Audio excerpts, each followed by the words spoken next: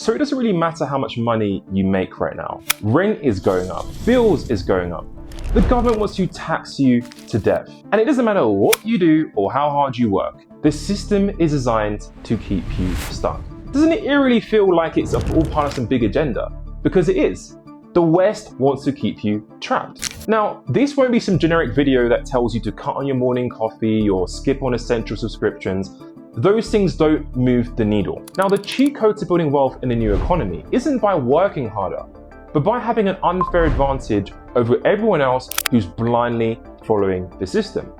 So in this video, I'll be giving you a 3-part formula to building wealth, which I call the wealth triangle. I've not only used this for myself to make money online, but I've also used for my clients to make more money, save more money, and multiply their money several times over. Now, the first step in this wealth triangle is to leverage what I call income arbitrage.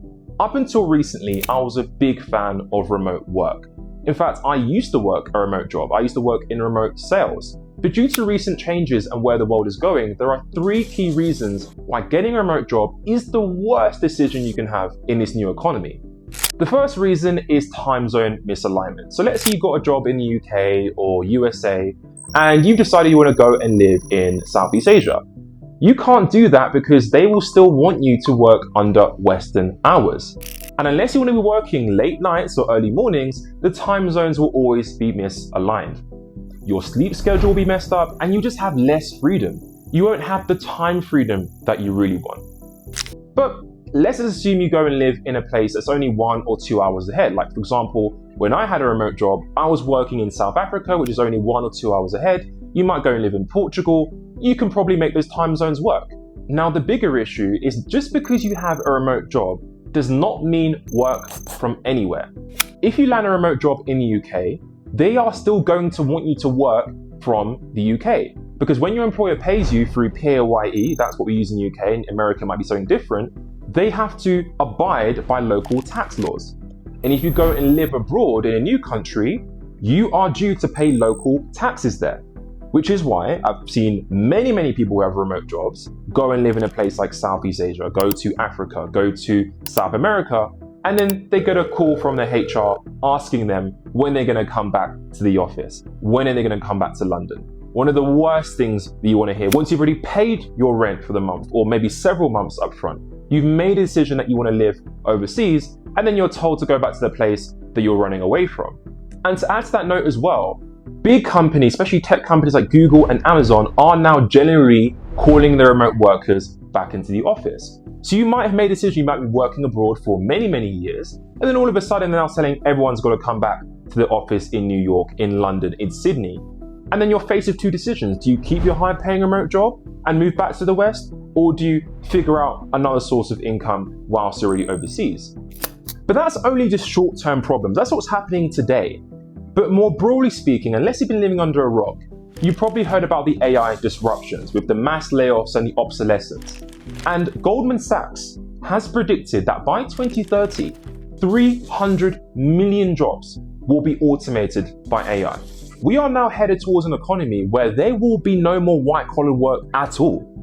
And governments are already talking about introducing universal basic income, which is just a fancy way of saying you're going to be on government benefits. And I believe that in the next 5 years, everyone to some capacity, whether they like it or not, will be forced into entrepreneurship by having an online business. That could be an e-commerce store, it could be a digital product, it could be a high-ticket service, it could be a software business, anything that could be sold online. But one of the biggest challenges of starting a business from scratch is that most people will fail, even though we have one of the smartest tools on our fingertips. You know, using ChatGPT, you can ask ChatGPT for $1 million biz idea. It will give you the exact plan, the go-to-market strategy, everything you need to make $1 million in the next year, and yet still you'll fail. Because now everyone has access to AI. Everyone has amazing biz ideas. And even if you go ahead and try to execute it, getting that idea into actually making meaningful income is becoming more and more difficult. And that's why the statistics don't lie. 95% of businesses will fail in their first 5 years, which is why the smartest and wealthiest entrepreneurs don't start a business from scratch. They go ahead and buy a business. They go and buy money. They buy income from day one. You look at people like Warren Buffett, private equity firms like Blackstone and KKR. They never start business from scratch because they know it's way easier to take something that's already working and making more money and allowed to grow than starting something from complete scratch and just hoping and praying, throwing spaghetti at the wall, hoping that something sticks. Now, I know what you're thinking. You probably think you need to be super rich and have millions and billions of dollars to go ahead and buy businesses. No, you don't. You can buy an online business with very little to none of your own money. You can use creative financing. In the same way when you go and buy a home, most people mortgage it, or you go and buy a car, you can put it on finance. You can put an online business on finance using seller financing, SBA loans, or even getting money from investors. Regular people working regular jobs are buying six-figure online businesses using very little of their own capital. But let's say you don't want to buy a business. Maybe you don't want to take on debt or relinquish equity for a business. You can actually rent an online business. And all renting is just leasing or licensing or franchising an already proven online business and just getting paid like an affiliate. You can find any online business that's already making money and they're willing to license you their systems that's already working, and all you have to do is just duplicate it. You follow the exact same system with the exact same business and just do exactly the same and get the same results. And that's the first step that we do at my company, Remote Sovereignty. We help you to either buy or rent an online business depending on your budget, and we actually run it for you because I know most of you don't have years of experience in marketing or sales or customer support or just overall business strategy to know exactly what to do when you have a business and help it to grow and make more money. And that's exactly what we do for you as well. And with income arbitrage, you're not begging HR for 7 days off in the whole year, or waiting for AI to replace your job, or starting a risky business from scratch, hoping and praying that it works when most likely it won't. You're walking into a proven business that's already generating money from day one. Now, once you have an online income stream via an online business, the next question is, how do you multiply your wealth several times over? Now, most financial advisors will tell you to cut down on your morning coffee or cut down on these essential apps and subscriptions, and that just doesn't move the needle. That's not going to help you to multiply your wealth. Yes, it might make some changes, and of course, if you are living wildly beyond your means, you should look at ways you can cut down, but that's not going to make the biggest difference. What if I told you that the easiest way to multiply your wealth by 3x, 4x, or even 5x is by doing something that you already love doing, which is to travel. Now, when I say traveling, I'm not saying going on random holidays to expensive destinations. I'm saying to move abroad. Move to a country or a region where your currency stretches a lot further. If you're based in the West, you're earning in the pound, in the dollar, the euro. That goes a long way in certain regions of the world. And this concept is called geo-arbitrage, which is short for geographic arbitrage, which is the easiest and most enjoyable way to escape the cost of living crisis. You can live like a king or queen for a fraction of what you're paying in the UK, for a fraction of what you're paying in the States. Now, for me, I chose Africa as my geo-arbitrage destination. For me, I culturally align with Africa. I'm of African lineage, but there are many other regions in the world that you might want to consider. So one of them being Southeast Asia. You can go to places like Thailand, you can go to Vietnam, Malaysia. Southeast Asia in general is the most popular nomad and expat region. So if you go there, you're not going to feel lonely or like you're the only person to leave the UK. Because I know when I did leave the UK, it did really feel like a black sheep move. I didn't really see many people that were packing up their bags and leaving. But when you go to places like Southeast Asia, you're going to see many, many people doing exactly the same thing. Cost of living is great. The weather is great. It's also very safe there. You don't need to worry about getting shot or stabbed. Yes, you might get your phone stolen or phone snatched. That does happen, unfortunately, in these emerging markets, but that's usually one of the worst things that can happen in Southeast Asia. You can also pick Africa, which you might not see too much content about on YouTube because it's a very underrated gem.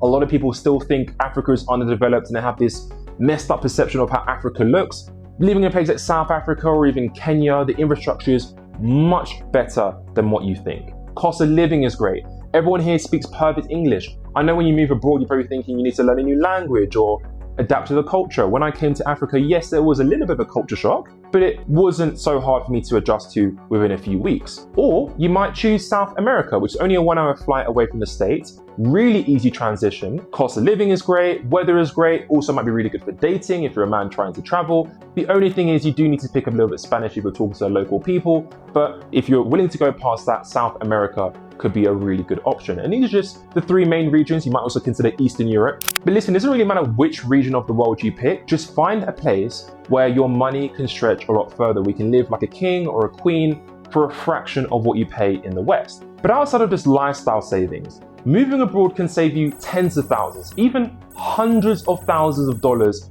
in taxes. So you can keep more or sometimes even all of what you make. Now, most Western tax brackets are insane. You are literally working half of the year for free, doing charity work just to live in the UK.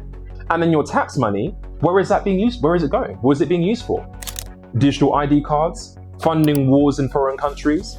Is this where you want your hard-earned money to be going? Now, when most people move abroad as a nomad or an expat, they don't know how to structure their taxes. They don't often think about it. They think that just because they're not a citizen of that country, they don't become a tax resident. Citizenship and tax residency are 2 different things. So when you move abroad to a new country, if you're living there in most cases for more than 6 months of the year, or you have strong center of life interest in that country, by default, you also become a tax resident. And if you don't set your taxes properly, or you just don't file, because most nomads and expats just don't file, you could face heavy fines or even being banned from that country. So here are a few things I help my clients to implement when it comes to taxes. The first option is to have 1 lifestyle base and 1 tax base, which is one of the easiest things you can do. So a lifestyle base is one that you really enjoy living in. Maybe the social life is great there, the dating life is great there, the cost of living is also great, but maybe it's not the most tax-friendly of countries. You spend no more than 6 months in that country. Now, of course, that does differ depending on where you go, but in most cases, staying under 6 months will mean that you're not a tax resident. And then you spend the other half of the year in a more tax-favorable jurisdiction. One of the easiest places you can do this is in UAE, Dubai, where you pay 0% income tax and 0 to 9% corporate tax depending on how much you earn. Another option, which might also be combined with a lifestyle base, is to move to a territorial tax country. Now, a territorial tax country is a country which doesn't tax you on your foreign source income and only income that is locally sourced or income that is being brought into that country.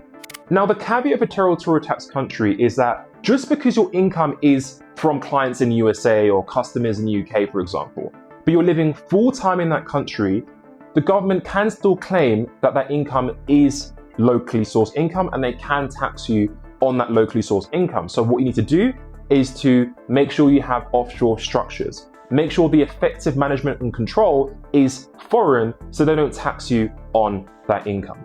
Now, obviously, this differs from jurisdiction to jurisdiction, from country to country, but generally speaking, a territorial tax country can be a really good option by itself or in conjunction with a lifestyle base. And another option is by leveraging tax loopholes or expat regimes. Now, one of them, which is really only applicable to you if you're an ultra high net worth individual, you're earning above 7 to 8 figures a year, is Italy. Now, Italy has a €100,000 flat tax regime, which means that whether you make 1 million or 5 million or $10 million a year, your effective tax rate will go down the more money you earn. Another option is Mauritius, a place I'm becoming very interested in, which is off the eastern coast of Africa. Now, typically in Mauritius, the income tax is 15%. However, you can get an 80% tax exemption on your foreign source income, meaning your effective tax rate could be as low as 3 to 9%, which is not 0, but it's way better than what you're paying in the West. Another option is South Africa, which might seem a little bit ironic because South Africa has one of the most aggressive personal tax systems in Africa. Lots of millionaires are leaving for places like Dubai, Switzerland, and Monaco. However, there is a small little loophole that some people might be able to take advantage of if you have a foreign company. So South Africa has a 0% dividend tax on foreign sourced income, meaning if you have a company, let's say it's in Dubai and it's offshore, and all of your effective management and control decisions happen in Dubai, and you own 10% stakes in that company or more, you could pay yourself dividends from that company to South Africa and pay 0% tax on that dividends.